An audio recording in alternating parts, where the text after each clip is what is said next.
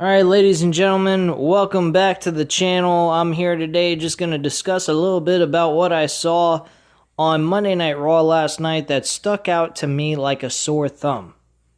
Seriously, this was one of the biggest issues I have ever seen in my life, and it just goes to show that everything that Triple H creates and makes cool, Vince McMahon manages to destroy it little by little.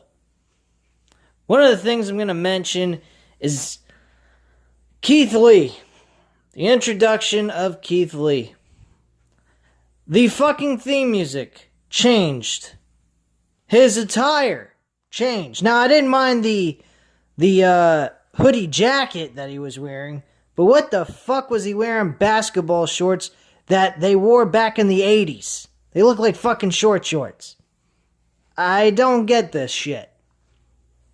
This company is destroying everything that is made cool on NXT. And NXT is slowly turning into WWE main roster garbage as well. It just goes to show you my conspiracy theory about this company. This guy, Vince McMahon, is purposely destroying his own company, making as much money as humanly possible without even trying. Doesn't give a shit to keep this company around, because at the end of the day, when it comes down to it, if he's losing money, he's going to do exactly what he did with the XFL. He's going to get rid of it. He's going to sell it, abandon it, whatever. He's going to do whatever he can to get rid of WWE. In the meantime, as long as he's making money, he don't give a flying fuck. He don't care about creative. He comes in there at 7:30 at night. You're the fucking boss of this company. Why are you coming in to a fucking show 30 minutes before it goes on the air? And then, to top it all off, it's bad enough you showed up 30 minutes before the show even started just to go over the entire script, see if there's anything you want to change, adjust, make a little bit better than what it was originally. You take the script and you rip it up into pieces, and then you go segment by segment, deciding on what you want to do. My attitude is this. Why did you hire these writers? We're all complaining about creative. We're all complaining about how WWE creative writers absolutely suck. How can we blame or put blame on the writers when, for all we know, maybe they are producing a good show? Maybe they are writing up good scripts and Vince McMahon is just purposely ripping them apart and throwing them in the garbage. How do we know? We aren't there. So we can't blame the storyline writers for what happens on the show anymore. It is clear as day that there are countless reports that Vince McMahon rips up those fucking scripts. How the fuck do we know or make a judgment call on what the writers are doing? We can't. So we can't judge the writers anymore on how they're producing this show. You can't even blame Bruce Pritchard. I mean, it's funny as hell when you go, my good old buddy Bruce, and you know, in a joking manner saying it's his fault and so forth. But at the end of the day, you can't even blame Bruce Pritchard. How the fuck do we know if Bruce Pritchard is really going ahead and putting on a bad scripted show? How do we know? We can't really judge that. We can only judge what the old man Vince McMahon himself is doing, because he's ripping up the fucking scripts each and every week, more than likely. I am just so disgusted with how this company is going about, and it's all because of Vince McMahon, the head honcho of the entire fucking company. I just don't understand how these people are not taking a stand. This is the one thing I will admit to anyone. If you guys are blaming the storyline writers and all that and everyone else in the company for not standing up to the old man about what he is doing, I would agree with you on that. That's one thing we can judge them for. They are not standing up and saying, we're not doing this shit. We're not going to write you a fucking script, because apparently everything we do and all the hard work we put into it, you don't seem to appreciate and give us the benefit of the doubt that we can produce a good show for you to make money and for us to make money. That's what you hired us for to do. See, that is why I am totally against the entire product, because there ain't no fucking mention in the news that storyline writers are standing up to Vince McMahon. Why don't the storyline writers just don't produce a fucking script at all? Why doesn't Bruce Pritchard do the same thing? You telling me these people, unless it's the fact that they can't afford to lose the job. If that's the case, I understand. But still, fucking say something. Say, hey, Vince, what the fuck are you doing? That's our hard work we put into this. We stay up night and day making this shit. And we fucking getting our scripts ripped apart? What the hell is this? So that's one thing I think storyline writers and the creative team definitely need to do. They need to stand up to Vince McMahon in some way possible, where if they can't afford to lose a job, they at least stand up in some kind of manner where it doesn't get them fired. But hey, what do I know? I'm not in the WWE. Thank God. I wouldn't want to work for that company. They are the worst micromanaged company I have ever seen in my life. They are totally unorganized and completely off the walls. And that's all because of Vince McMahon, more than likely. But yeah, we get fucking Keith Lee coming out in fucking raggedy ass 1980s gym shorts, fucking a jacket with a hoodie, which I didn't have a problem with. I thought that was okay. And then the music being changed. Thank God they didn't change his personality on top of it. That's coming next. Don't worry, guys. We'll start seeing Keith Lee smiling all the time. He'll be like the rest of the fucking geeks in the back, like Ricochet and Cedric Alexander. He'll be eating Titus Catering up the ass. I tell you guys, he's gonna be shoving those mashed potatoes in his face like it's going out of style. He'll be fucking looking like Viscera before you know it. Bottom line, man, this company is just dog shit. Then you got Shayna Baszler and Nia Jax. Correct me if I'm wrong, but didn't Shayna Baszler say last week, the go-home show, that she is rooting? Well, actually, maybe the week before. She said somewhere along in the SummerSlam build between Asuka and fucking Sasha Banks for the Raw Women's Championship. She says she hopes that Asuka wins. She's going to be rooting for Asuka in that match. Okay, great.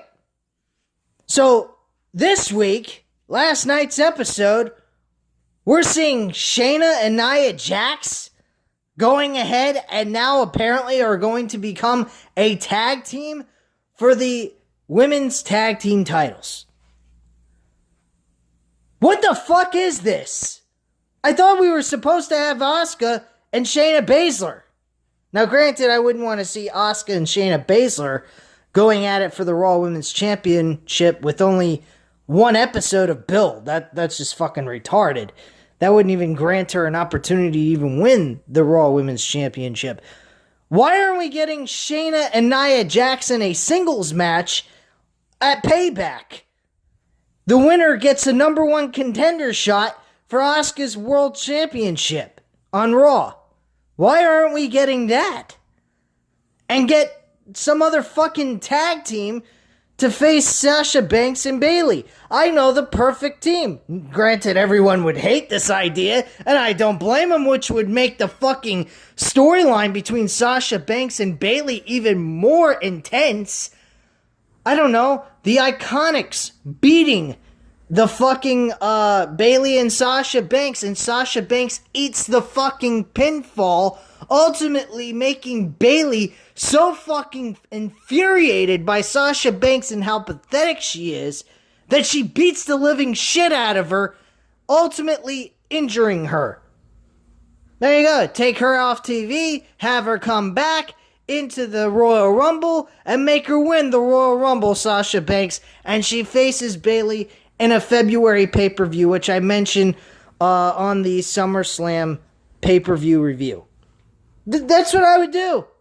Or you could even have them go at it for the SmackDown Women's Championship after that whole situation, and Sasha Banks loses, you take her off TV, and there you go. I think the idea of her getting taken off TV right after Payback and having her suffer a severe injury storyline-wise, and then have her come back to the Royal Rumble and win the Royal Rumble match itself and face Bayley at a February pay-per-view, and then have her defend the title and retain it the first time ever at WrestleMania would be a good idea. Tell me what your thoughts are on that down below in the video. But honestly, guys, creatively, last night, I mean, I catched it. I skipped boring shit. I did not sit through 3 hours of that shit. There is no fucking way I can do that. Literally, I didn't even sit through 2 hours. I believe it was probably an hour and 30 to 40 minutes. And that's about it. This company is garbage, guys. Bottom line, bottom of the barrel garbage. I don't know how the fuck anyone can sit through this shit. Probably asking me, why the fuck are you watching it then? I don't know.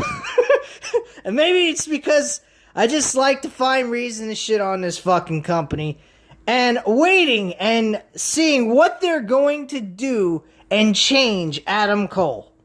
This is going to be the most traumatic, and there's going to be an uprising when Adam Cole comes up to the main roster. I think they are going to change him so much, in fact, people are not going to even recognize who the fuck Adam Cole is anymore. Because, personally, Keith Lee's fucking whole thing was ridiculous. Randy Orton? What the fuck does he have any business on his first match losing to Randy Orton in a disqualification? Drew McIntyre should have been knocked the fuck out for the rest of the night. And Drew McIntyre comes back out and attacks Randy Orton, costing his quote-unquote friend a match on his debut. And then he's going to get another match with Randy Orton, probably ultimately losing that match to Randy Orton beating Keith Lee, and ultimately making Keith Lee suffer 2 losses in a row. This being his debut pay-per-view coming up, he's going to lose that match too. Just so they can get the storyline with Randy Orton, Drew McIntyre to continue. I don't get it. And another thing to top it all off, why isn't this match a fucking last man standing match? Why couldn't we have gotten that at Payback? It would have made a lot more sense. The winner wins by knockout. KO. A 10 count. Last man standing is remotely similar to a boxing match, and boxing is all about knocking out your opponent. Why wouldn't a last man standing match apply to what they are building on? Their whole storyline between the two of them is which one is going to knock the other out. Why wouldn't the last man standing match be a great a stipulation match for this storyline? I don't get it. Again, I do not get this company, nor will I ever get this company, and I really don't particularly care at this point. I just like to point out very obvious things and very creative ideas that this company could do but refuse to do. And here's another thing. I just mentioned the last man standing match between Drew McIntyre and Randy Orton. I don't think I have heard one YouTuber in the community have mentioned a match stipulation like that. If you're going to continue a match with Randy Orton and Drew McIntyre, it shouldn't be another singles match. It should be a last man standing match. Oh, holy shit. Shouldn't that have been the same thing they did with Randy Orton and Edge? Oh my God. It's quite amazing, isn't it? History repeats itself over and over again in this company. What the fuck is this company coming to? Anyway, guys, that's really all I have to say at this time. Leave a comment down below if you'd like to leave your opinions and whatnot, or just, what you thought about the review. I'll definitely get back to you on that, as always. Hit the subscribe button if you're not subscribed to the channel, of course, and hit the like button if you like the video. And I thank you very much for watching. I hope you have a great night. P.S. By the way, guys, I forgot to mention that UFC review for Fight Night. It totally got messed up. I'm either gonna have to redo it or I'm gonna have to just forget about it, because I spent an hour and a half editing and making the video, and it didn't come out right, and I deleted the original copy before after it downloaded and didn't check it to make sure it was okay.